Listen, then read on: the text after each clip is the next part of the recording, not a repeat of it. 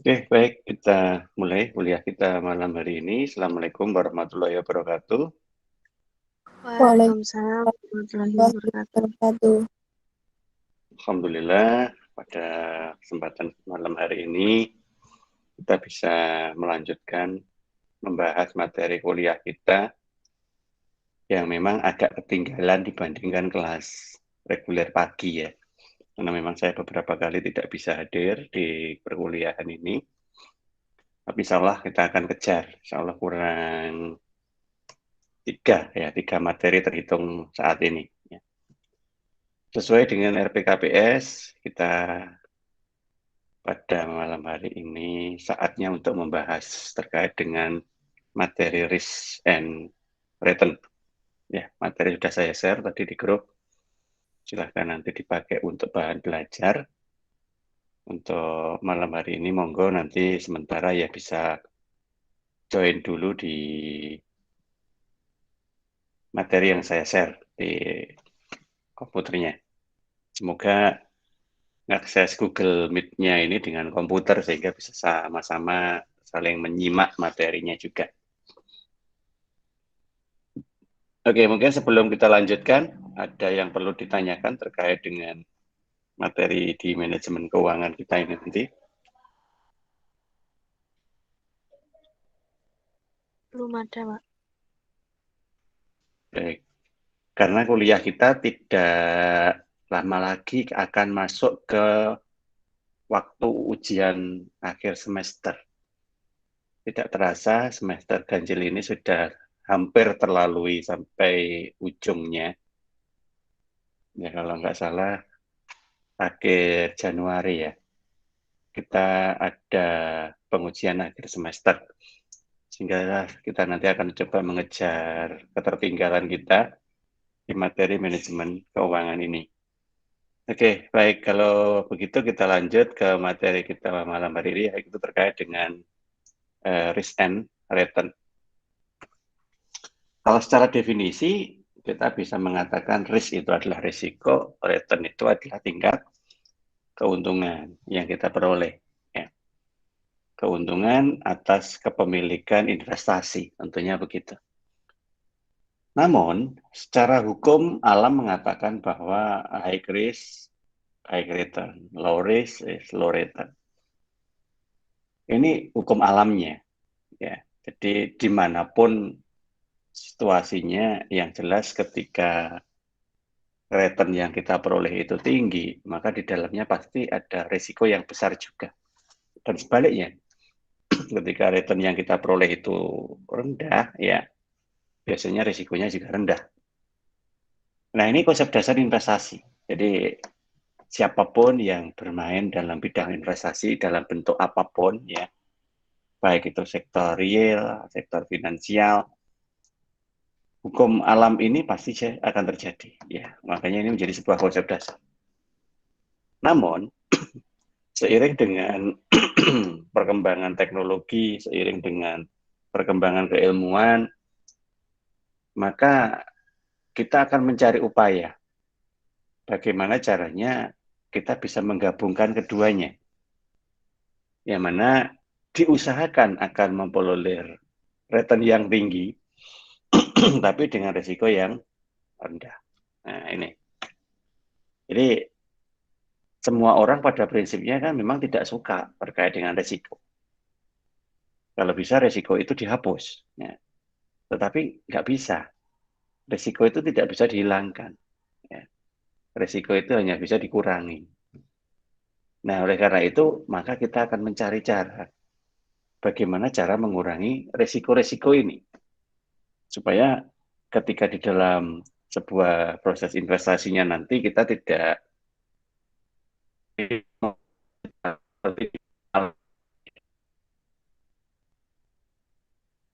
misalkan kalau hukum alam itu terpaksa harus kita lakukan, harus kita lalui, maka risiko yang tinggi itu bisa kita minimalkan, ya kita bisa menghindarinya.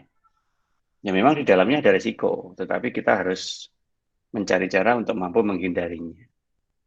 Nah, oleh karena itulah maka yang namanya sebuah proses investasi itu harus dikelola dengan baik. Tidak boleh asal-asalan.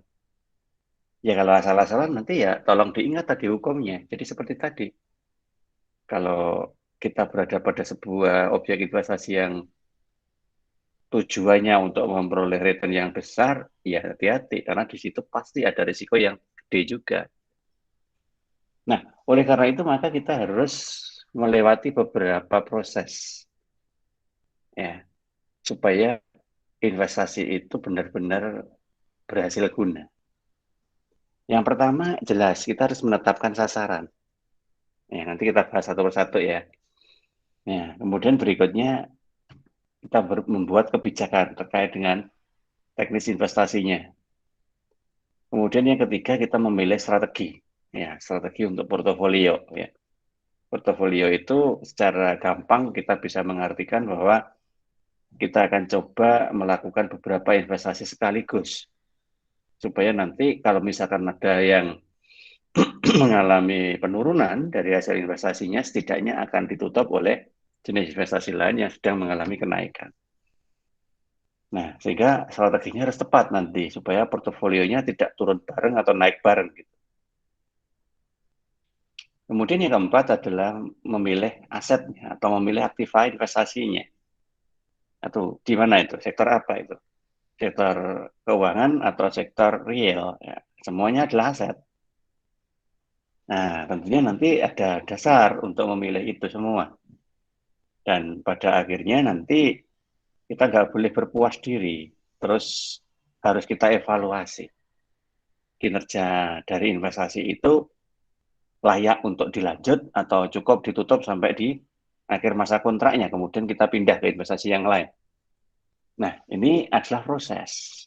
Sehingga rangkaian-rangkaian proses ini memang harus kita pahami dulu. Dan sebelum kita lalui ya harus kita pahami dulu.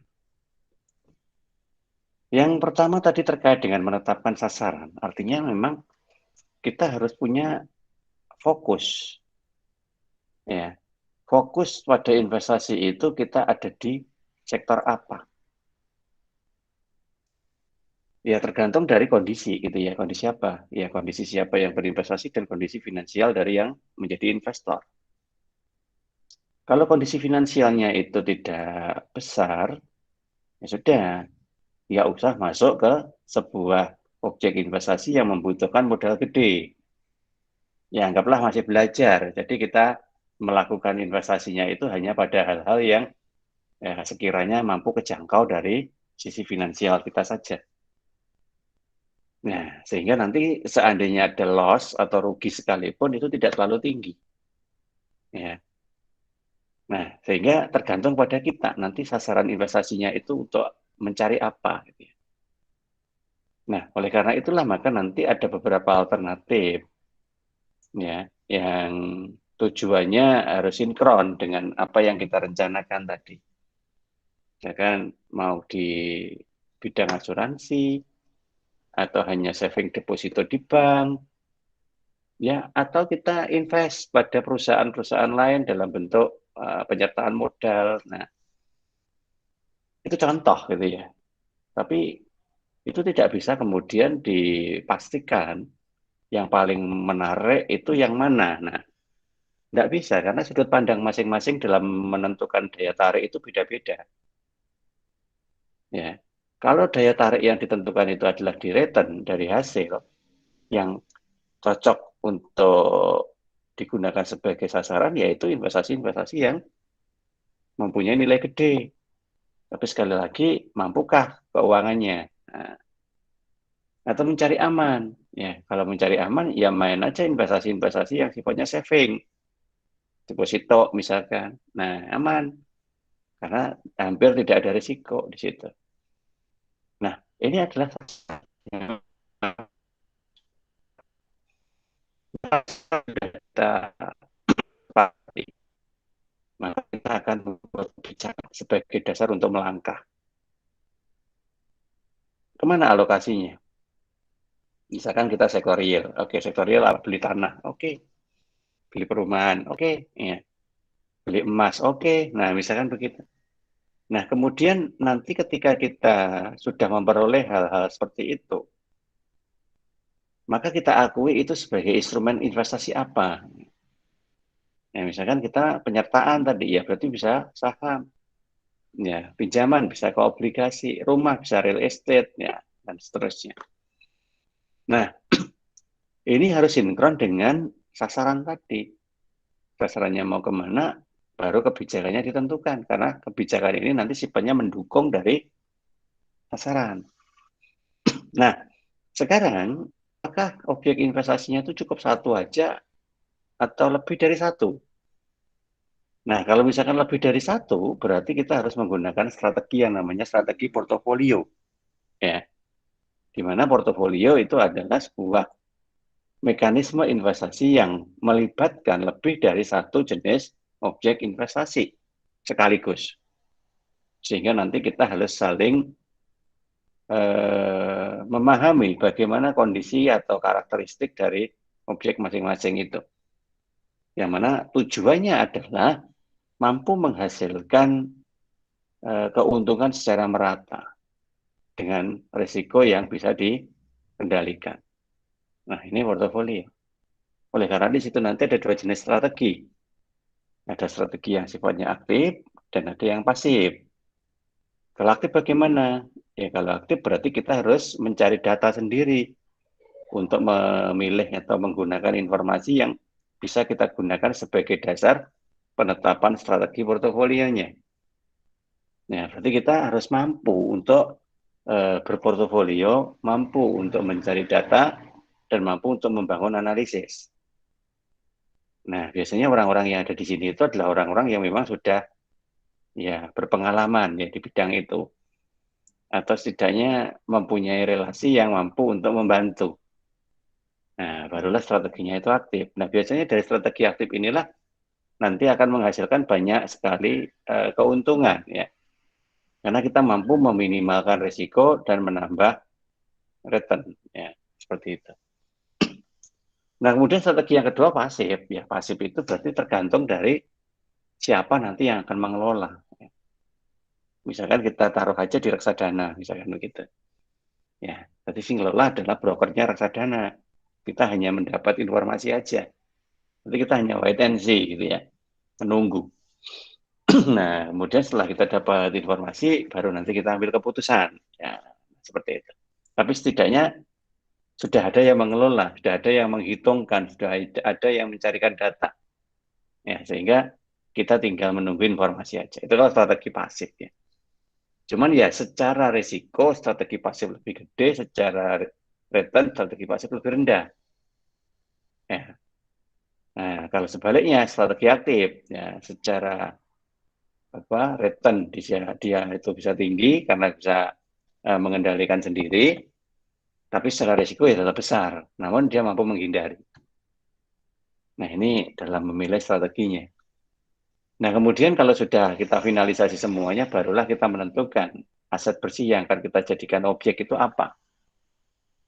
Nah, terutama kalau nanti kita menggunakan mekanisme portofolio, jadi saling melengkapi nilai aset atau karakteristik aset yang kita gunakan sebagai objek.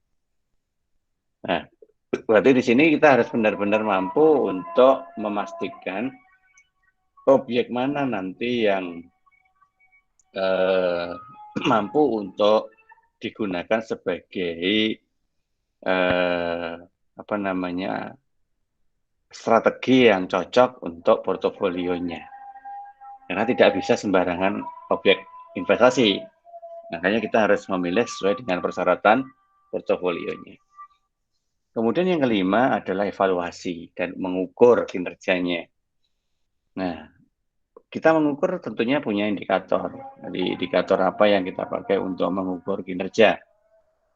Evaluasi juga begitu, tentunya ada indikatornya. Kita untuk menilai kinerja investasi dalam satu periode, misalkan 1 tahun, misalkan. Nah, sehingga nanti kita bisa menemukan informasi apakah investasi di situ itu masih menguntungkan atau tidak. Ya, menguntungkan atau tidak. Kemudian kita coba buat proyeksi.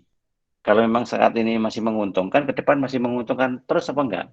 Sehingga nanti kita hubungkan dengan kondisi dan situasi perekonomian secara makro atau mikro. Ya, kalau memang masih dirasa aman memegang objek investasi itu dalam 1 tahun ke depan, ya terus kita lanjut. Atau kalau misalkan objek investasi itu akan berpotensi menghasilkan keuntungan lagi, maka kita tambah. Nah, itu hasil evaluasi dari kinerjanya setelah kita mengukur masing-masing indikatornya. Nah, oleh karena itu sebelum kita masuk ke ranah-ranah teknis seperti itu, maka kita pahami dulu risk and return. Nah, kita bicara risiko. Risiko dalam sebuah sistem pasar keuangan itu apa saja? Yang pertama namanya risiko politik, ya. Kalau nanti ada benturan dengan undang-undang. Ya, saat ini pemerintah sedang gencar-gencarnya membuat peraturan-peraturan baru di masa setelah pandemi ini. Ya, tentunya nanti ada banyak sekali penyesuaian undang-undang, ya, dan juga mungkin perpajakannya. Nah, disitulah nanti akan berpotensi terjadi perbedaan antara apa yang kita pernah lakukan sebelum pandemi dan yang seharusnya nanti dilakukan setelah terjadi perubahan di masa pandemi. Nah, ini disebut dengan nama risiko politik, ya. Kemudian yang kedua adalah mata uang. Nah, ini kalau mata uang itu berarti memang kita sudah melakukan transaksi dengan mata uang yang berbeda, ya. Misalkan transaksinya internasional, ada ekspor impor. Maka di situ nanti akan terjadi perubahan nilai mata uang manakala kita harus bertransaksi dengan negara lain. Nah, sehingga keuntungan atau kerugian tidak sekedar hanya karena jumlah atas barang yang diperjualbelikan, tetapi juga disebabkan oleh adanya perubahan nilai mata uang. Ya. Yang mana nanti pergerakan nilai mata uang itu akan berpotensi untuk mengubah hasil nilai saham. Nah, itu risiko mata uang. Kemudian yang berikutnya risiko inflasi. Ya, apa aja? Ya, risiko ketika terjadi inflasi, ya, ketika terjadi kenaikan harga-harga barang akibat penurunan nilai mata uang. Nah, itu risiko. Ya, jadi bagaimanapun juga risiko itu harus kita pahami dulu supaya nanti kita bisa membandingkan bahwa antara return dan risiko yang kita hadapi itu setidaknya itu masih menguntungkan. Ya, kadang orang takut risiko, akhirnya nggak berani berbuat, ya sudah nggak dapat apa-apa. Atau sebaliknya, orang nggak peduli pada risiko, yang penting berbuat. Nah, ini yang akan celaka. Ya, kenapa? Karena kita nggak pernah berpikir dulu, langsung berbuat. Ya, padahal ketentuannya harusnya kan berpikir dulu baru berbuat. Nah, di sini loh yang membedakan. Nah, mau berpikir apa kalau nggak bisa? Dasarnya nggak ada, nggak tahu. Nah, oleh karena itulah maka dalam hal ini karena kalian sudah pernah belajar risk and return, sehingga nanti di sini paling nggak harus menghasilkan suatu mekanisme, suatu cara untuk menentukan return yang realistis, ya, return yang logis, dan risiko yang mampu untuk dihindari. Ya. Ya. Jadi begitu. Jadi jangan sampai menghitung returnnya itu di awang-awang gitu, ya, sehingga nanti jadi tidak real, ya, tidak logis, ya, atau risiko belum udah takut pada risiko. Nah, padahal risiko itu sesuatu yang bukan untuk ditakutkan, tetapi sesuatu yang memang harus kita minimalkan. Nah, seperti itu. Nah, sehingga nanti kita akan mengenal beberapa istilah-istilah seperti ini, ya. Ada yang namanya return investasi. Ya. Return investasi itu adalah nilai yang kita terima akibat adanya investasi di suatu tempat. Ya, kita beli saham, katakanlah gitu, ya. Sahamnya itu aja nilainya udah fluktuatif, sehingga nanti akan menghasilkan yang namanya capital gain atau capital loss. Jadi keuntungan harga beli dengan harga saham. Nah, kalau selisihnya lebih berarti capital gain, kalau kurang berarti rugi, loss, gitu, ya. Itu yang kedua yield. Yield itu sama dengan dividen. Jadi ketika kita memegang saham itu dalam satu periode sampai pembagian dividen, maka ya kita menjadi salah satu investor yang harus berhak pada nilai dividen yang dibagi. Nah, seperti itu keuntungannya. Kemudian jenis dari objek investasinya, bisa saham, bisa obligasi. Yang penting kita paham bagaimana cara kerjanya. Ya, oleh karena itulah nanti kalau misalkan kita berhitung terkait dengan keuntungan dari aktivitas ini, maka total return dari sebuah objek investasi itu terdiri dari yield atau dividen tadi dan selisih antara harga beli dan harga jual di pasar atas sahamnya tadi. Itu disebut capital gain. Oke, kalau ada yang belum paham, nggak apa-apa menyela ya, karena saya tidak tahu kalau kalian paham atau tidak kalau tidak menyela dan kemudian bertanya.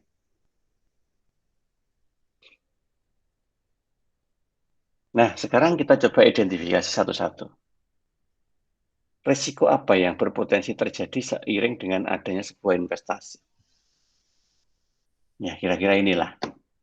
Ada risiko harga, risiko kelalaian, inflasi, nilai tukar, reinvestasi, ditarik kembali, likuiditas. Ya, pengertiannya ada di belakangnya ya, nanti bisa dibaca. Kalau bicara risiko harga itu adalah sebuah risiko yang terjadi akibat perubahan nilai harga. Ya. Karena kita tahu bahwa di pasar modal itu yang namanya harga saham itu kan selalu fluktuatif. Ya, kalau kalian mengamati ada running tag itu di TV biasanya kalau sedang menyiarkan tentang apa investasi ya, ya itulah apa namanya risiko harga. Jadi bisa jadi saat kita membeli itu harganya masih tinggi, kemudian kita tinggal tidur semalam, besok paginya harganya turun. Nah, sehingga otomatis kita rugi. Karena kita beli harganya 10, katakanlah, nah paginya kok tinggal 5. Nah, yang 5 kemana? Ya menguap. Gitu ya.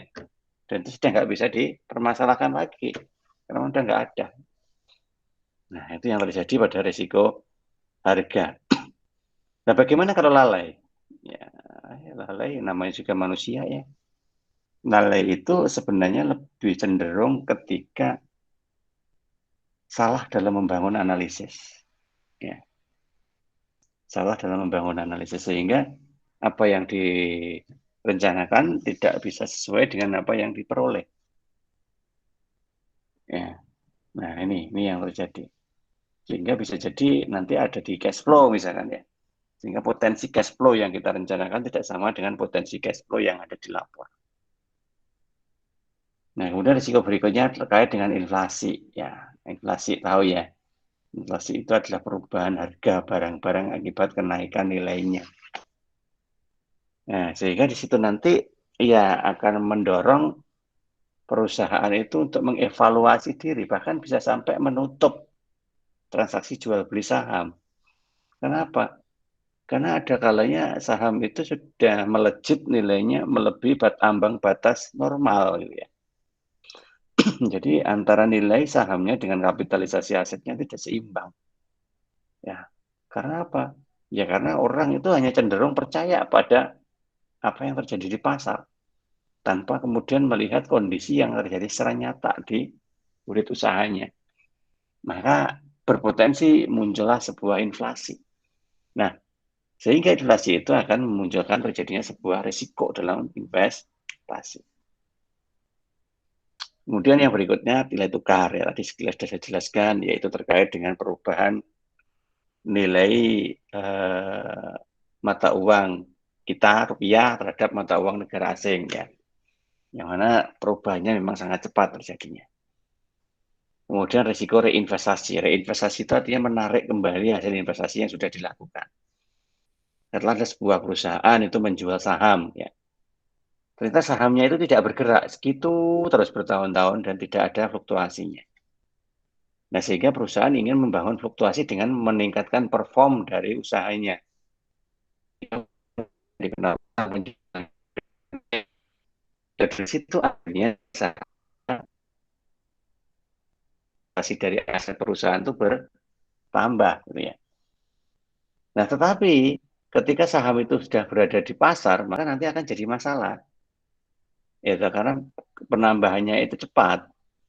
Nah, makanya sebelum jadi masalah, maka sebelum perusahaan itu mengadakan mekanisme investasi ulang, ya reinvestasi tadi, maka ada sebuah aktivitas untuk menarik semua jenis saham yang sudah beredar di pasar. Ya ditarik semuanya. Nah, kalau sudah ditarik, nggak ada yang beredar, maka kita akan bermain untuk meningkatkan kapabilitas usahanya. Ya, ketika kapabilitas usaha itu sudah naik, maka nilai perusahaan itu juga sudah tinggi, maka kita kembali menjual saham itu dengan harga yang lebih, gitu ya. Ya, coba kalau tidak ditarik, gimana kita mengubah harga saham itu ketika sedang berada di pasar, kan sulit. Itu investasi. Dan ditarik kembali, ya, ditarik kembali seperti tadi. Nah, kemudian muncul risiko likuiditas, ya. Manakala memang aktiva lancar dari perusahaan itu tidak aman. Ya, likuiditas terlalu rendah. Itu rata-rata gara-gara aktiva lancarnya itu juga terlalu rendah. Tidak sebanding dengan hutang lancar yang harus dibayarkan. Ya, maka di sini nanti harus kita atasi bersama antara dua pihak yang bertransaksi. Gimana supaya likuiditasnya itu aman.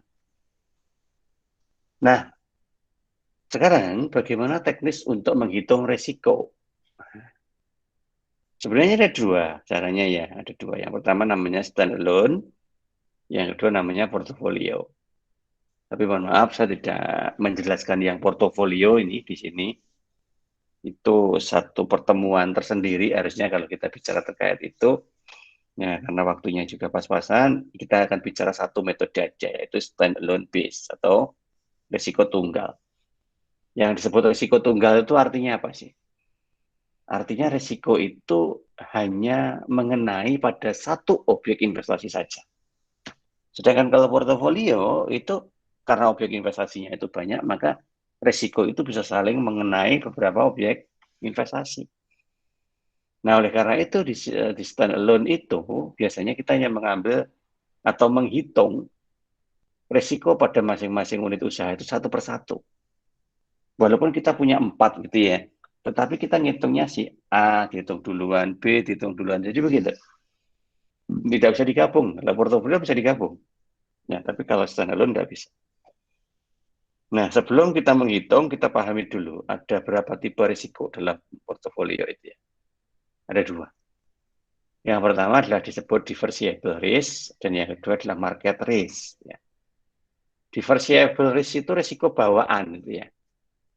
Ya, jadi risiko yang memang dari lahirnya objek investasi itu sudah ada. Nah, misalkan gini, diversible itu. Risiko ketika terjadi masalah dalam organisasi akan mengakibatkan harga sahamnya itu nanti turun. Ya sudah, ya memang begitu. Karena memang itu sudah menjadi hukum alamnya. Maka itu disebut dengan nama diversible risk. Kemudian yang kedua adalah market risk atau risiko pasar. Yaitu risiko yang terjadi karena adanya aktivitas objek investasi tersebut di pasar. Ya, nanti penyebab-penyebabnya ada banyak aspek kayak inflasi, perubahan nilai harga bahan bakar, resesi, perang, dan seterusnya. Itu termasuk dengan perubahan tingkat ekonomi itu sendiri, ya, sehingga akan berpotensi memunculkan market risk. Ya. Nah, sekarang bagaimana kita melihat return? Nah, kalau risk sudah kita lihat, kita hitungnya nanti aja dulu ya. Sekarang kita lihat satu-satu aja. Kalau risk kita sudah lihat seperti itu tadi. Sekarang return. Return dari sebuah hasil investasi atau investment rate. Ya, anggaplah ini dalam satuan dolar. Ya, untuk menghitung yang namanya return itu bagaimana? Return itu adalah selisih antara yang diterima dan yang diinvestasikan. Nah, hitungan itu nanti. Jadi return laba. Karena kalau kita bicara laba dan laba rugi itu hasil tidak hanya sekedar dari investasi kita, tetapi sudah gabungan dari banyak aktivitas. Nah, kalau kita bicara investment return, itu ya hanya return dari hasil investasi kita aja. Investasinya ada di mana? Nah, seperti itu. Sehingga cara untuk menentukannya adalah rata-rata atau perkiraan dari hasil yang diterima dikurangi dengan perkiraan dari hasil yang kita investasikan. Nerimanya berapa, investasinya berapa, maka selisihnya itu yang disebut dengan nama return. Nah, sehingga nanti ada dua hal ini yang akan berpotensi mengganggu. Ya. Yang pertama, ketika jumlah investasinya itu berubah. Nah, kita tambahin, kita kurangin, nah, itu berubah. Ya. Yang kedua, waktu sampai kita mendapatkan sebuah return-nya. Kapan itu kita mendapatkan return-nya? Nah, return di sini itu return yang diperoleh dari sebuah capital gain. Ya, harusnya dari situ. Bukan return yang diperoleh gara-gara dividen. Tidak, tapi capital gain. Sehingga nanti kita akan mencari cara yang paling tepat untuk mampu menghasilkan return dalam bentuk capital gain ini. So, kalau salah, yo malah rugi, itu loss. Ya. Nah, sehingga rumusnya seperti ini. Amount received dikurangi dengan amount invested, dikurangi dengan amount invested. Ya. Jadi sesuatu yang kita terima dikurangi dengan sesuatu yang kita investasikan dibagi dengan yang kita investasikan. Nah, rata-rata hasil dari perhitungan ini disebut dengan nama rate of return. Satuannya persen biasanya. Nah, umumnya dipakai untuk mengukur kinerja investasi, sehingga sebuah kinerja investasi itu disebut tinggi jika rate of return-nya itu besar. Udah, itu aja yang lihat dari sisi return. Sehingga nanti dari dua sisi ini kita pakai untuk melihat bareng. Gimana return-nya, gimana resikonya. Yang kita cari apa? Yang kita cari adalah suatu objek yang menghasilkan return, tetapi memiliki minimalisasi resiko. Nah, untuk bisa mengetahui itu bagaimana? Ya sudah, kita definisi nanti tolong dibaca ya. Kita ukur itu, kita hitung dengan metodenya. Nah, karena kita hanya melihat dari standalone base, maka resikonya juga standalone risk. Ya. Nah, oleh karena itu nanti ada 3 hal yang wajib untuk dipahami. Yang pertama adalah menentukan expected return atau keuntungan yang kita peroleh. Ya, kita harus menghitung itu, memproyeksikan itu, berapa expected return-nya. Oke, dari beberapa objek investasi misalkan nanti kita bisa ambil skala prioritas. Ya, mana yang paling memungkinkan secara risiko, secara expected return yang paling tinggi. Ya, ini A, kemudian C, kemudian E, kemudian D, nah, begitu. Ya, sehingga nanti untuk menentukan ABC-nya itu harus menggunakan metode standalone base, ya, baik itu risk maupun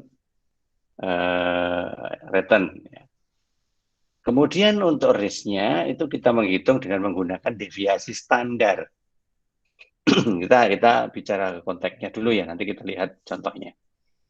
Jadi expected return-nya sudah dihitung, ketemu mana dari objek investasi itu yang return-nya paling tinggi, maka itu yang kita pilih sementara. Nah, sekarang kita lihat risikonya. Syukur kalau yang tadi risikonya yang return-nya tinggi itu risikonya juga rendah. Nah, berarti itu yang paling kita pilih nanti ya. Nah, sehingga cara untuk menghitung risiko itu ada 2. Yang pertama pakai deviasi standar, yang kedua dengan koefisien varian. Nah, untuk menghitung itu semua, tentunya kita harus sinkronkan dengan kondisi ekonomi yang terjadi di masyarakat. Ya, kondisi perekonomian yang terjadi di masyarakat itu dikelompokkan jadi 3 probabilitas. Ya, ada 3 probabilitas itu nanti. Yaitu kemungkinan terjadinya resesi, ya, itu yang paling jelek, itu yang paling rendah itu ya. Kemudian ketika dalam suatu kondisi normal, ya, dan pada saat dalam kondisi yang sedang panen, ya, maka nanti distribusinya akan beda. Manakah yang Nah, maka kita harus memasukkan distribusi probabilitas itu untuk mencoba mengcover kondisi yang terjadi pada sebuah unit usaha itu masuk dalam kondisi probabilitas yang mana. Nah, itu nanti seperti itu, pemahaman teknisnya. Nah, sekarang kita coba lihat hitungannya sekilas ya. Urutan pertama di dalam sebuah analisis investasi seperti ini harus menghitung expected rate. Berapa return yang kita akan rencanakan untuk kita terima. Ya, rumusnya itu sigma KI dikali PI. Ya. K itu adalah tingkat keuntungan yang kita harapkan atau expected return tadi. Nanti bisa juga berganti dengan R ya, K itu. Ya, nggak apa-apa lah. Ya, kita pahami bersama-sama aja. K adalah tingkat keuntungannya, tingkat apa? Expected return-nya, kemudian KI itu adalah jumlah keuntungannya, PI adalah probabilitas terjadinya situasi ekonomi tadi, 3 kondisi tadi. Nah, sekarang kita coba lihat. Nah, ini datanya ya. Kalau untuk ujian ya ini sudah tersaji ya. Tapi kalau dalam konteks real ya harus nyari sendiri ini. Nah, keadaan ekonomi yang kita sebut dengan nama apa tadi? Distribusi probabilitas ini ya. Katakanlah ada 3 kemungkinan, yaitu booming, yaitu saat panen, normal, dan pada saat resesi. Ya. Nah, sekarang dalam satu periode, kemungkinan terjadinya itu berapa persen masing-masing. Ya, anggaplah yang paling banyak mesti di situasi normal gitu ya. Situasi normal sampai 40%. Boomingnya kira-kira 3%, resesinya 3%. Ya. Katakanlah begitu, sehingga genap 100% totalnya. Nah, kemudian kita menghitung rate of return on stock, artinya rate of return pada masing-masing lembar saham.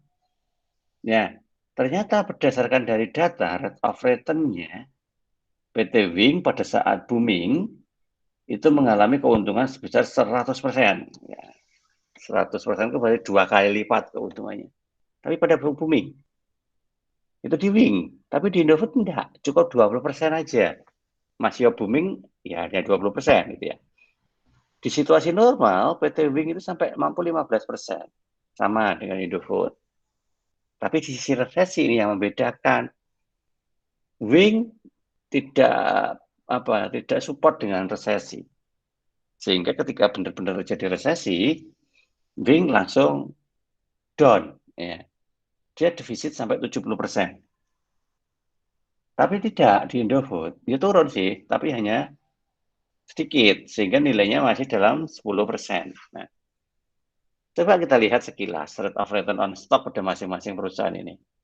Kalau kita amati sekilas, seolah-olah PT Wing ini akan mempunyai yang namanya return yang diharapkan atau expected return yang tinggi. Kenapa?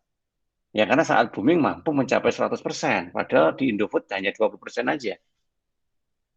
Nah, seperti itu. Tapi ya, ntar dulu kita hitung ya supaya tahu datanya. Nah, caranya gimana? Ya ini, masukkan rumusnya tadi, K atau R ya. Monggo silakan lah.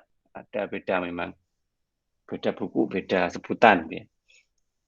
Nah, rumusnya ini, kita katakanlah pakai R ya. R sama dengan, nah kita hitung dulu yang wing, ya, karena ada 2 tadi, kita hitung satu-satu. Ingat, karena kita stand alone ya. Kalau stand alone itu resikonya ngitung satu per satu, nggak bisa gabung. Ya, kita hitung dulu wing, ya, K atau R-nya wing. Ya, rumusnya adalah KI, PI, ya kan tadi ya. KI-nya berapa? KI-nya ini, probabilitas terjadinya.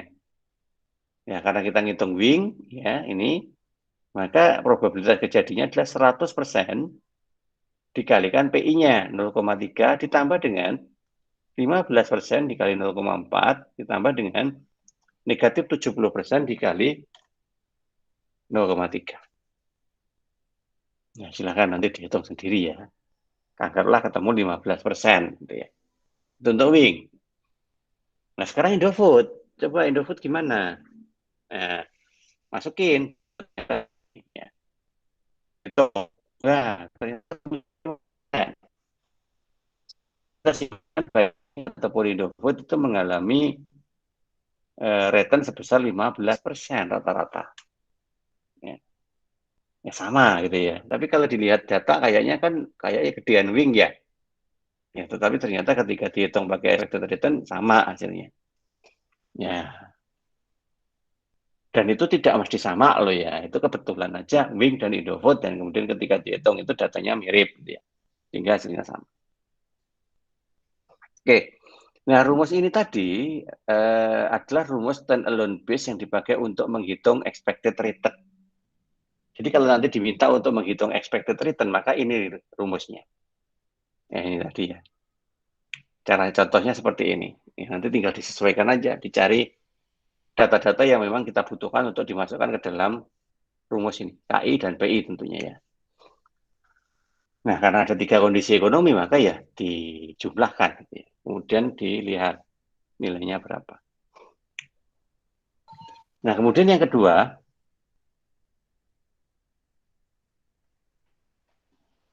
ya, yang kedua itu kita menghitung yang namanya deviasi standar. Ya. Ingat, deviasi standar tadi kan dipakai untuk menghitung potensi risiko. Ya. Jadi ya semakin besar deviasi standar, maka potensi terjadinya risiko juga semakin besar. Nah, sekarang gimana caranya untuk mengukur deviasi standar itu? Rumusnya adalah menggunakan ini, ya, varian. Ya, ini simbol varian ya. Varian sama dengan akar dari sigma KI min K kuadrat kali PI. Ya, kalau dilihat dari rumusnya kayaknya susah, tapi nanti kalau sudah masuk di dalam perhitungannya enggak. Ya, yang penting tahu KI apa, K apa, PI apa, tinggal masukin aja. Kemudian dihitung. Hasilnya itu bisa kita gunakan untuk membijaki dengan melihat jumlah besar atau kecilnya deviasi standar. Semakin kecil deviasi standar, berarti distribusi probabilitas itu semakin rapat, sehingga risikonya semakin rendah. Jadi itu kan deviasi standarnya. Deviasi yang paling kecil itulah yang risikonya paling kecil. Nah itu ya. Kita hitung coba, kita contohin aja deh. Di Indofood tadi ya, ada 3 kondisi, kuat, normal, resesi. KI, K, kita lihat aja dari hitungan yang tadi, terutama K. Ya, K-nya kan sama dengan R tadi ya. Katakanlah ketemu 15%. Ya, tadi ya, yang atas ini tadi loh ya. Nah, mana tadi? Nah, ini. Ya ini. Ya, KI ya, atau R ya sama itu ya. Katakanlah ketemu 15%. Indofood, Wing juga begitu. Nah, sekarang kita pakai itu untuk menghitung deviasi standar.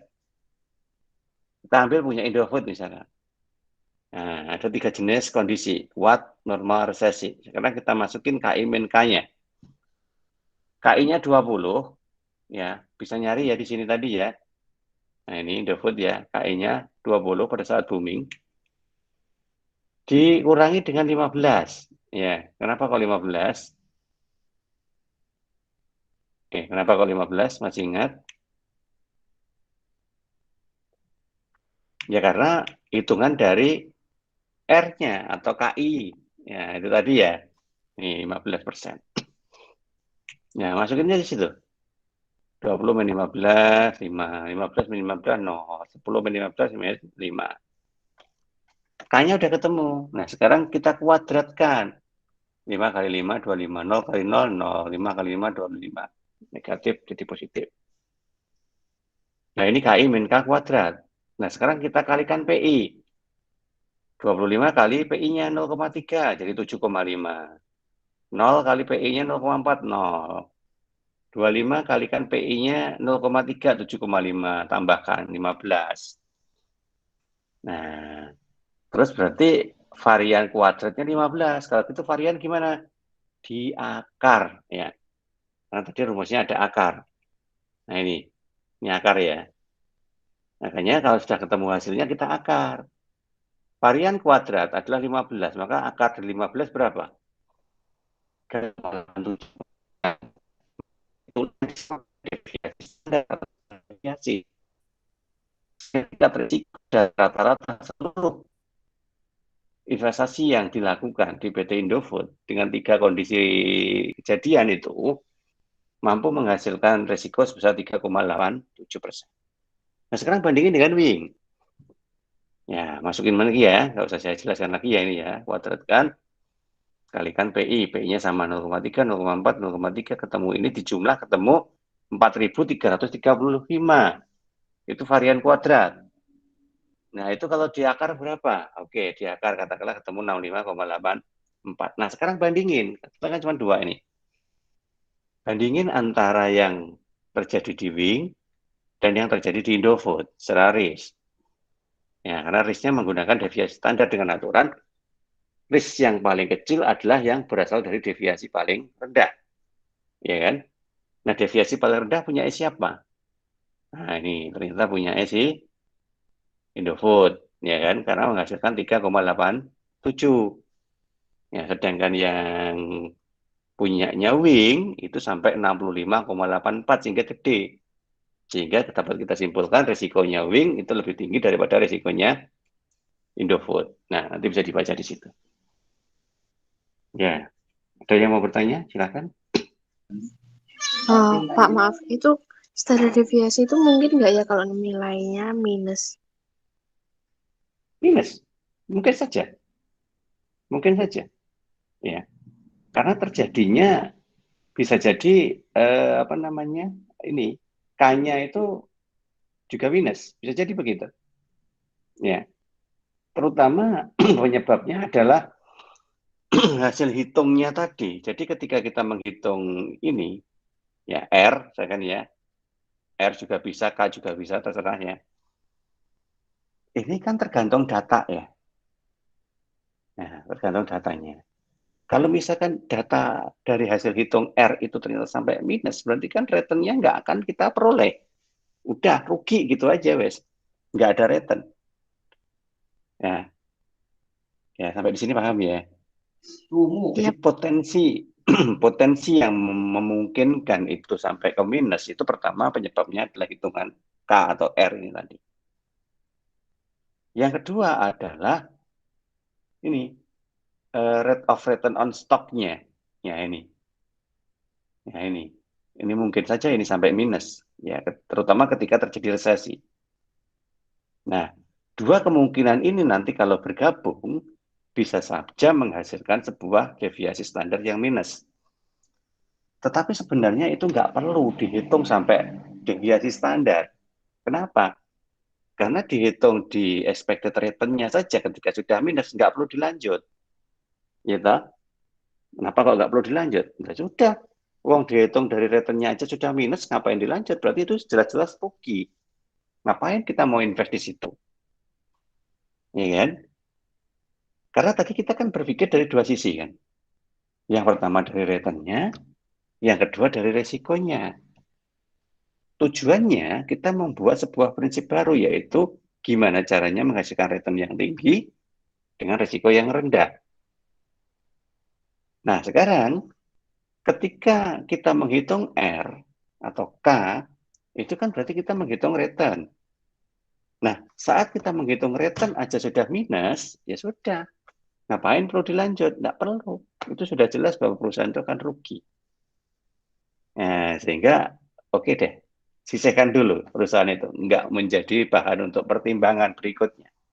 Kita cari perusahaan yang lain, karena masih ada ratusan perusahaan objek investasi yang lain. Nah, ini yang berpotensi kalau misalkan sampai minus. Ya, jadi sampai di expected return aja sudah berhenti, nggak usah sampai ke deviasi standar. Karena diteruskan sampai deviasi standar pun juga pasti akan minus. Gitu. Nah, seperti itu. Kalau minus apa? Kan kecil Pak kalau minus itu. Padahal tadi kan ilustrasinya mengatakan kalau semakin kecil deviasi standar semakin bagus karena risikonya semakin rendah. Beda. Ya, rendah itu tetap kisarannya adalah di angka 0. Ya, di angka 0. Kalau sudah di atas angka 0, itu semakin besar risikonya. Sudah risikonya sampai minus. Seperti itu. Mungkin ada lagi yang tanyakan. Terima kasih, Pak.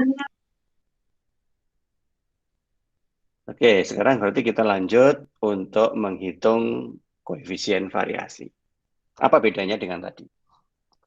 Apa yang saya sampaikan tadi dalam perhitungan ini, ya deviasi standar maupun expected return ini, itu kita menggunakan perusahaan secara single, ya. Jadi satu perusahaan aja. Ya, jadi kita belum berpikir ada beberapa jenis investasi, ya baru satu investasi satu perusahaan aja. Loh, tadi kan ada dua, Pak. Dua itu dalam rangka hanya untuk membandingkan, ya. Karena nanti kita akan memilih di antara 2, 3, 4, 5, terserah berapapun yang nanti kita akan taruh di situ. Tetapi sekali lagi karena kita pakai metode stand-alone base, maka kita ngitungnya satu-satu per perusahaan itu sendiri-sendiri. Kita hitung K atau R-nya, kemudian kita hitung variannya, sehingga nanti kita bisa memilih mana di antara beberapa perusahaan itu yang K-nya atau R-nya paling gede dengan varian paling kecil. Nah, itu. Namun, jika misalkan nanti ada dua pilihan objek investasi, yang mana nilai K atau R-nya itu beda, nah ini nggak bisa kita menggunakan metode ini. Ini tadi kebetulan Wing dan Indofood memiliki nilai R yang sama atau nilai K yang sama 15%. Sehingga nanti kita bisa langsung masukkan ke rumus varian deviasi standar. Tetapi misalkan kalau terjadi seperti ini, A returnnya lebih tinggi dibanding B. Tetapi B memiliki deviasi yang lebih rendah. Nah, jadi A itu untung besar, tetapi resikonya gede. Sedangkan B itu untungnya kecil, tapi deviasinya juga kecil, gitu ya. Resikonya juga kecil. Maka gimana caranya kita memilih? Ya, caranya nanti dengan cara seperti itu rumusnya. Givi, koefisien varian sama dengan ya varian dibagi dengan K. Itu simbol variannya dia. Kalau dibaca itu tau. Ya, tau, THO, tau. Tapi itu simbol varian. Sebut aja varian. Varian dibagi K. Nanti K-nya tadi beda kan. Ya, koefisien varian menunjukkan risiko per unit of return dan menunjukkan perbandingan yang berarti ketika return yang diharapkan untuk dua pilihan investasi itu tidak sama. Nah, itu kalau misalkan tidak sama. Misalkan seperti ini contohnya. Ada proyek A, proyek B tadi ya. Proyek A itu return yang diharapkan, expected return, atau dihitung pakai R atau K tadi, ketemu 60%. Kalau yang hitungan kita yang awal tadi kan sama-sama 15% ya. Nah, ini beda sekarang. A dihitung katakanlah ketemu 60%.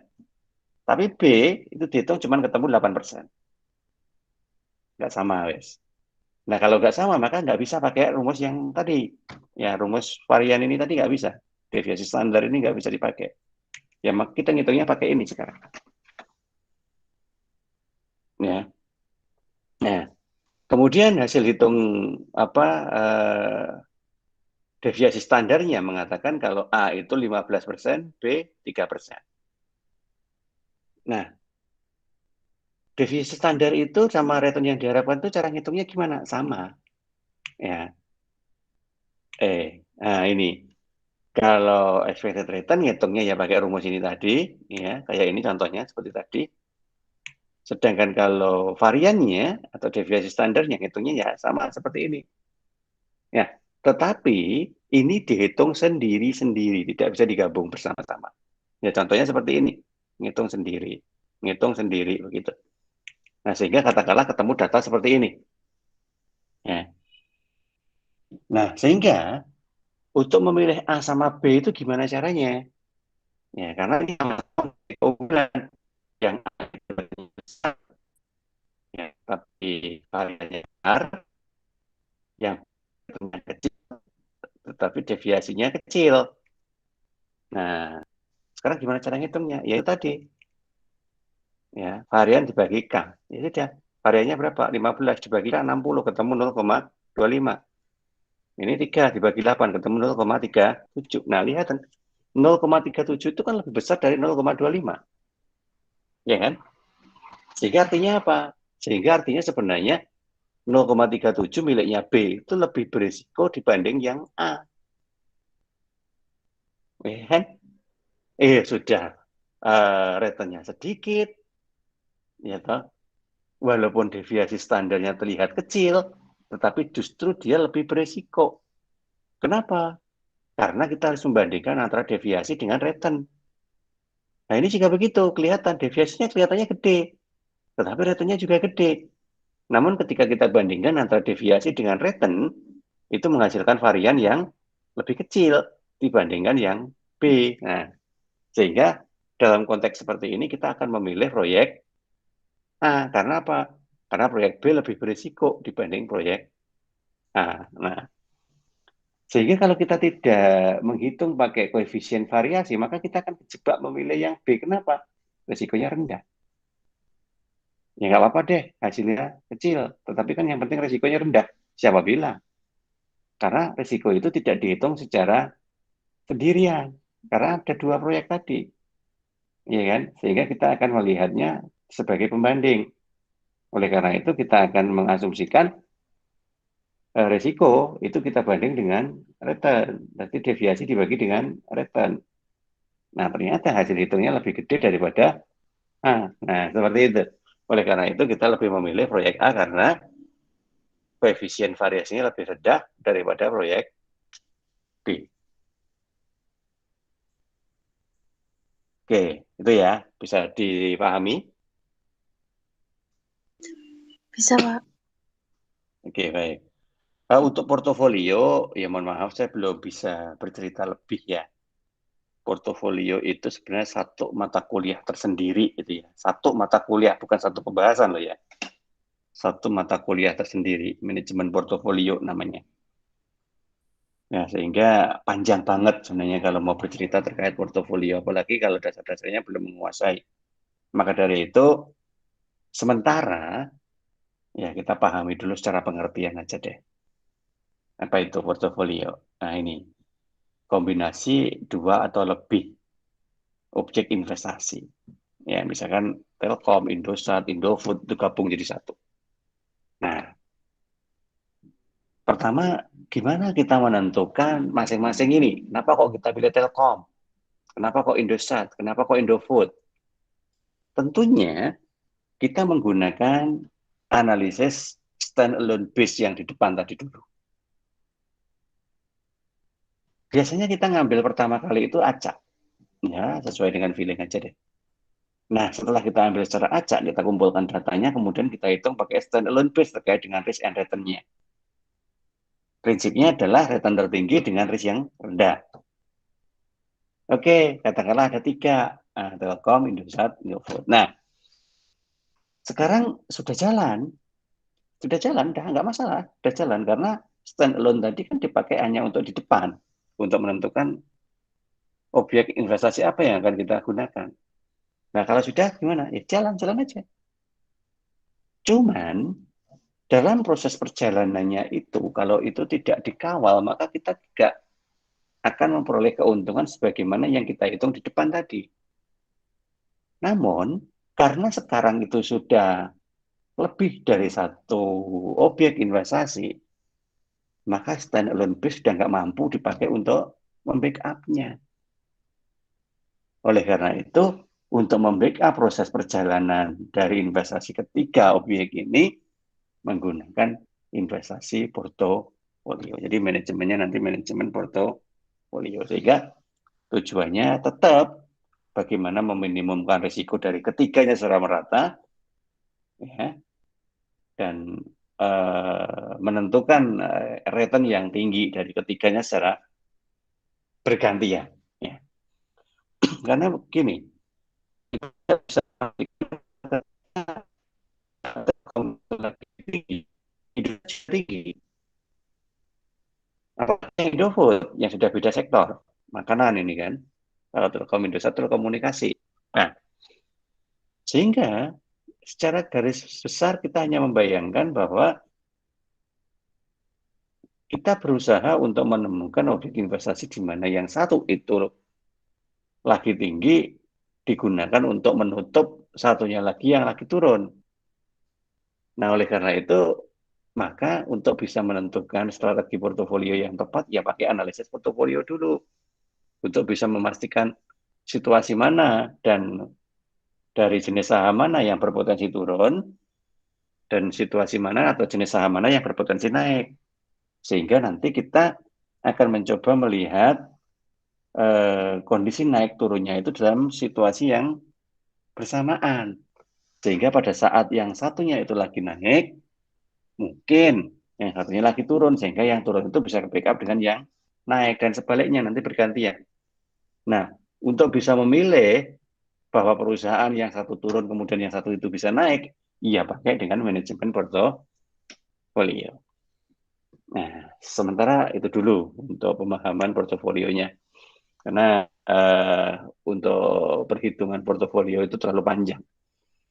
Nah, yang bisa kita bahas malam hari ini terkait dengan perhitungan portofolionya ya cukup sampai di estimasi returnnya dulu aja.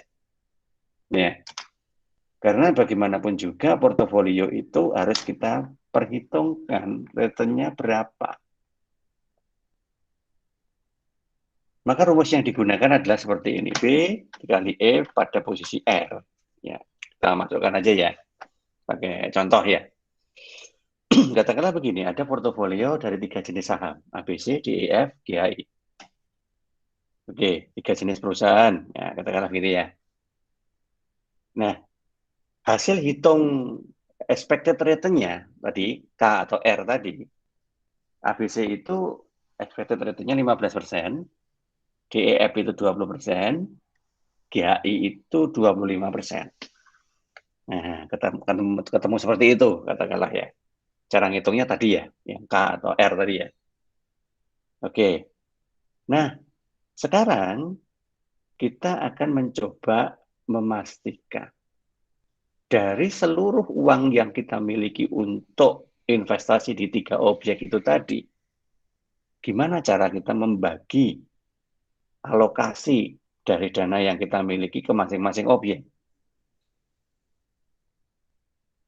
Nah, katakanlah dengan mekanisme seperti ini, ya, yang apa namanya ABC kita kasih alokasi 40%, DEF 30%, GHI 30%. Nah, saat ini langsung ditentukan, ya, langsung ditentukan berdasarkan kebijakan. Nah, tapi kalau dalam konteks realnya sebenarnya itu ada hitungannya, ya.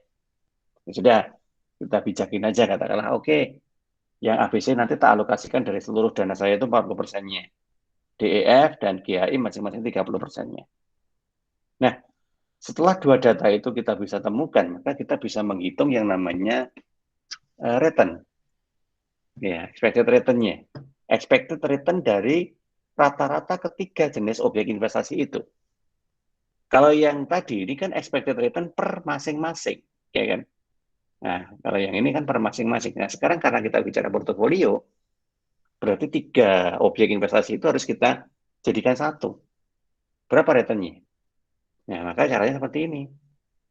Ya, alokasi untuk ABC 40% atau 0,4 dikalikan dengan expected return-nya ABC 0,15 ditambah dengan DEF dan GHI.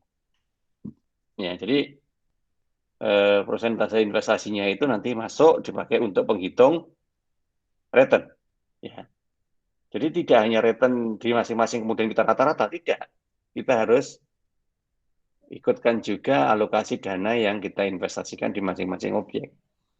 Nah, ketika kita jumlah, maka akan ketemu ini 0,195 atau 19,5%. Sehingga kita bisa mengatakan expected return dari portofolio ketiga jenis saham tersebut itu menghasilkan nilai 19,5%. Nah, jadi begitu. Pak, kalau misalkan ini jumlah di rata-rata, kita hitung jumlah alokasinya. Padahal di dalam portofolio antara expected return per masing-masing dengan single loan tadi, ya, stand alone, ya, ditambah dengan ya, jumlah nilai investasi yang akan kita gunakan di situ dan digabungkan dari ketiga jenis sahamnya. Maka ketemulah ini 19,5%. Tapi sekali lagi ini bukan hitungan real. Ini estimasi karena kita hanya melihat secara global terkait dengan portofolionya.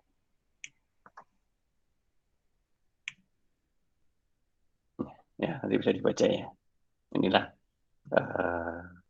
maksud dari investasi portofolio.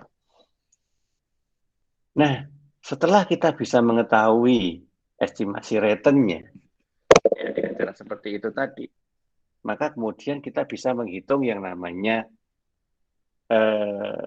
rata-rata tertimbang atau weighted average dari semua return itu tadi. Ya. Atau kita sebut juga portofolio return. Ya. Jadi beda dengan ini tadi ya. Ini adalah estimasi return portofolio. Estimasi. Nah, sekarang kita lihat portofolio return-nya. Ya, WK itu rumusnya ya. Ya orang ketawa. Disebut dengan nama weighted average. Jadi caranya begini. Kita coba contohin ini ya. Ada katakanlah 4 perusahaan. Toshiba, Microsoft, Apple, dan Nvidia. Katakanlah begitu. Nah, masing-masing kita hitung KI-nya sendiri-sendiri. Ya, sudah kita hitung. Katakanlah ini ketemu 14, 13, 20, 18. Oke. Nah, sekali lagi kita harus memasukkan ini. Berapa investasi yang kita akan sertakan di masing-masing objek. Ya, ini kebetulan kita bagi rata aja. Dari 100% modal kita bagi merata untuk 4 objek, 25% masing-masing. Nah, oleh karena itu nanti return yang diharapkan berapa kalau begitu? Nah, ya sudah, dikalikan aja. W1, K1 ditambah W2, K2, nah itu tinggal di sana. 0,25%, 0,25 dari 25% ini ya. 0,25 dikali 0,14. Jadi mirip dengan ini tadi. Ya, mirip dengan ini tadi. Ya. Cuman kalau yang ini tadi kita coba estimasi aja ya karena kita masih belum menyebut nama perusahaan, hanya kira-kira ini gitu aja ya. Tetapi andaikan itu nanti kita pakai untuk menghitung perusahaan secara nyata, ya maka kita bisa menggunakan mekanisme seperti ini. Ya, yang nanti perlu dicari lebih detail ya ini kalau secara real alokasi dari nilai investasi pada masing-masing itu berapa persen. Nah, kalau itu sudah diketahui datanya baru bisa kita hitung berapa yang namanya return dari portofolionya. Nah, dari 4 perusahaan dengan kondisi seperti ini, berarti rata-rata returnnya adalah 16,25%. Sebagai untuk apa loh Pak itu, Pak? Nah, ini kan objek investasi. Kita tadi sudah membahas objek investasi itu dari awal, bahwa ada berbagai sektor.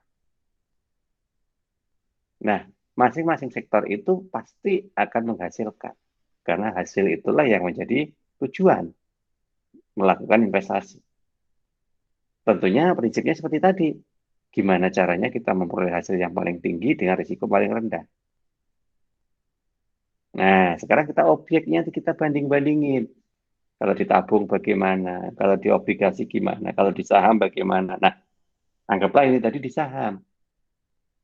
Maka kalau misalkan kita bayangkan pembandingnya itu adalah deposito katakanlah, ya maka nanti kita bisa lihat ternyata pakai stand alone tadi kita bisa melihat expected return-nya, pakai portofolio kita juga bisa lihat expected return-nya tergantung besaran mana. Yang jelas pasti besaran portofolio karena kita mengambil dari beberapa jenis perusahaan sekaligus. Nah, itulah yang kita pakai untuk pembanding hasil di deposito katakanlah.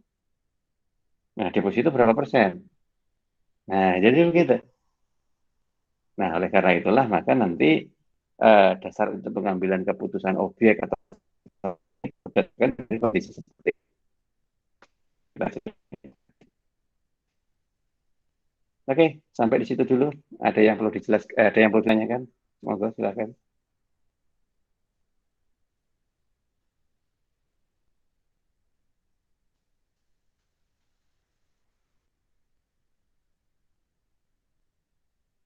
Kalau tidak ada yang ditanyakan, mumpung ingat ini ya, tolong dicatat ya, karena saya tidak mencatat ya. Tolong dicatat saja, atau nanti ya nggak apa-apa didengarkan lagi rekaman dari kuliah kita ini terkait dengan tugas. Ya, terkait dengan tugas. Kenapa harus ada tugas? Ya karena ada nilainya tersendiri tugas itu. Gimana kalau nggak diisi? Ya. Tugasnya apa? Tugasnya gini, kalian coba hunting data laporan keuangan dari perusahaan yang publish di Bursa Efek Indonesia. Bebas, perusahaannya apa aja, monggo silakan. Ya, minimal 4 perusahaan. Hmm, ya, minimal 4 perusahaan, bebas perusahaannya. Tapi nggak boleh sama loh ya, nggak boleh sama, beda-beda. 4 perusahaan. Ya. Kemudian ambil data laporan keuangannya itu 1 tahun aja. Ya, 1 tahun aja. Ya terserah, ambillah 2020 lah, wes gitu aja. 2021 paling ya belum keluar juga ya. 2020 lah ambil. Oke, kalau kalian sudah dapat data laporan keuangan dari 4 perusahaan, jadi masing-masing mahasiswa 4 loh ya. Ya, ini tidak kelompok.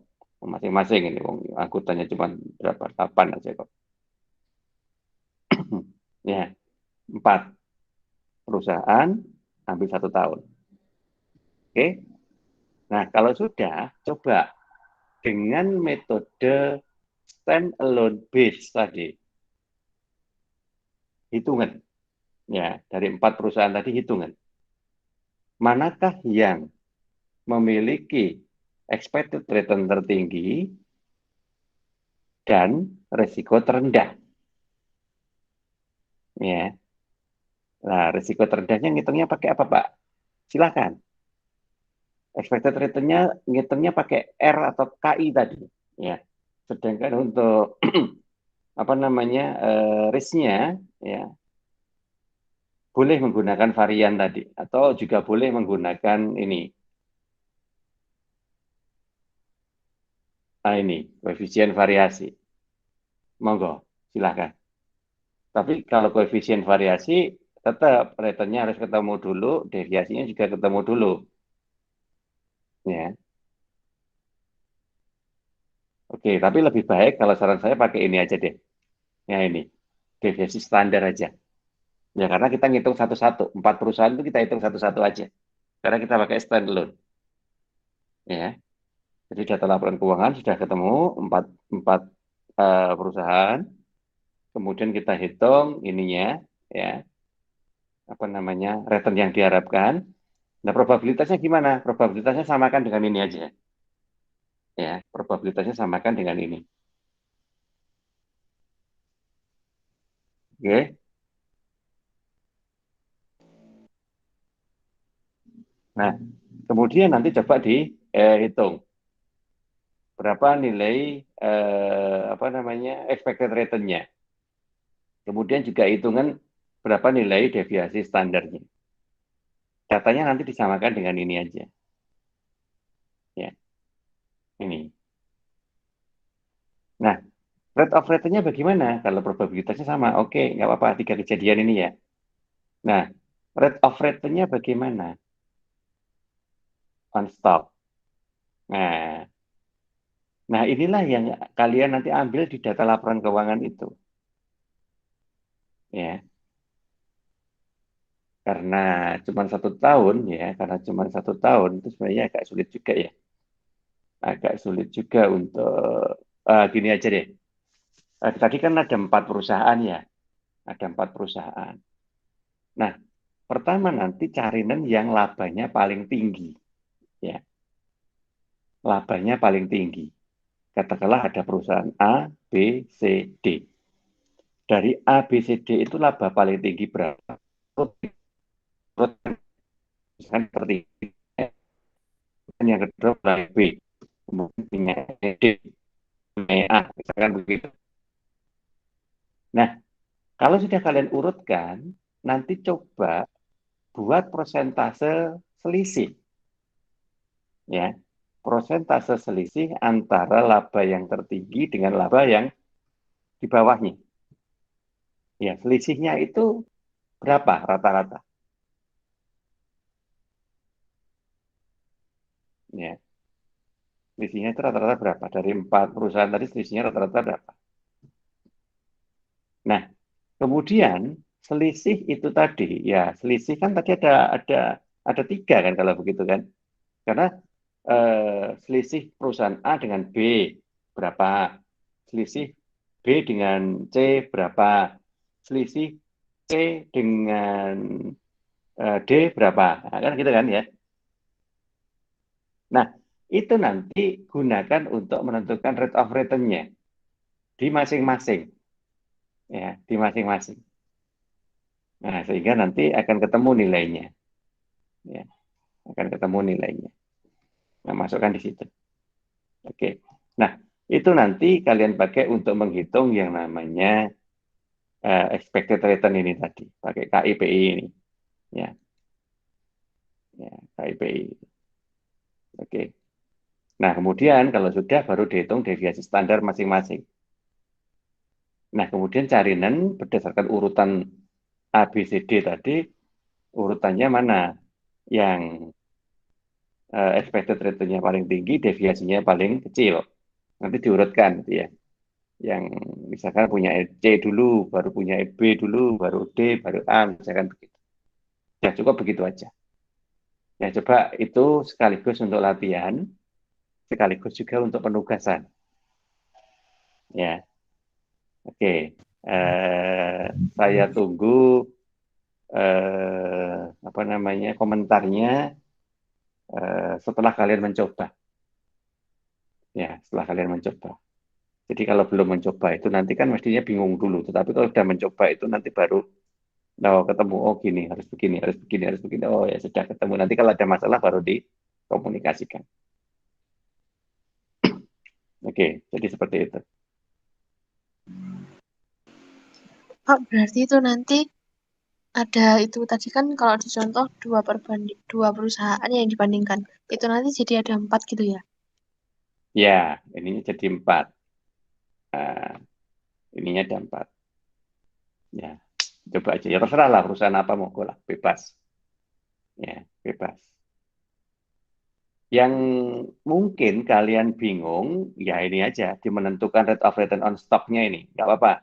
Yang penting dicoba dengan cara saya tadi dulu. Ya nanti kalau masih bingung tak pandu lagi. Ya mungkin bingungnya di sini. Ya, ya. Tetapi kalau untuk menghitung return, kemudian menghitung deviasi standar, saya yakin tidak bingung karena ada panduannya setelah datanya ini ada. Ya, karena yang kalian bingung pasti di sininya aja. Tapi coba dicari dulu datanya, kemudian coba dihitung dengan cara saya tadi. Ya kalau nanti bingung, sampaikan ke saya, nanti akan saya jelaskan khusus di cara menentukan rate of return on stock itu aja toh. Ya, nggak apa-apa. Monggo, silakan berusaha dulu. Nah, nanti hasilnya seperti apapun, yang penting sudah berusaha. Oke, jadi begitu. Ya, Pak. Oke, ada lagi yang ditanyakan mungkin?